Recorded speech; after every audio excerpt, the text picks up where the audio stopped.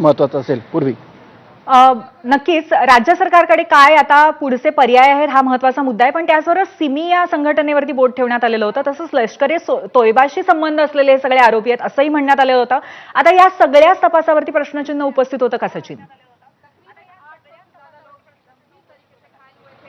नक्कीच आपण बघितलं तर एकाही दोषीवरती आता सगळ्या दोषींची मुंबई उच्च न्यायालयाने निर्दोष सुटका केलेली आहे. त्यामुळे हा जो तपास होता तो व्यवस्थित झाला नव्हता का असा खरं तर मुख्य प्रश्न इकडे उपस्थित झालेला आहे. एटीएसने अनेक इकडे सचिन क्षणभर थांबवते, आणखीन एक अपडेट येतोय तो आपण जाणून घेऊया. स्फोटाच्या 100 दिवसानंतर साक्षीदारांना आरोपी आठवणं शक्य नाही असाही एक महत्त्वाचा मुद्दा ठेवलेला आहे. साक्षीदारांच्या त्यांना 100 दिवसानंतर आरोपी आठवणं अशक्य आहे. साक्षीदारांच्या साक्षी विश्वास ठेवण्यासारख्या नाहीत असं हायकोर्टाने आता म्हटलेलं आहे.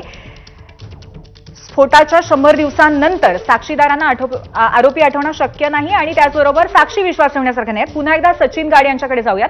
सचिन, हा जो मुद्दा मांडलेला आहे की 100 दिवसानंतर त्यांना आरोपी आठवणं शक्य नाही आणि साक्षीदारांच्या साक्षी विश्वास ठेवण्यासारख्या नाही आहेत, त्यामुळे तपासाच्या वेळी अशा पद्धतीचा विलंब झाला असं आपण मानायचं का आणि त्यामुळे हा ठपका ठेवण्यात आलाय का?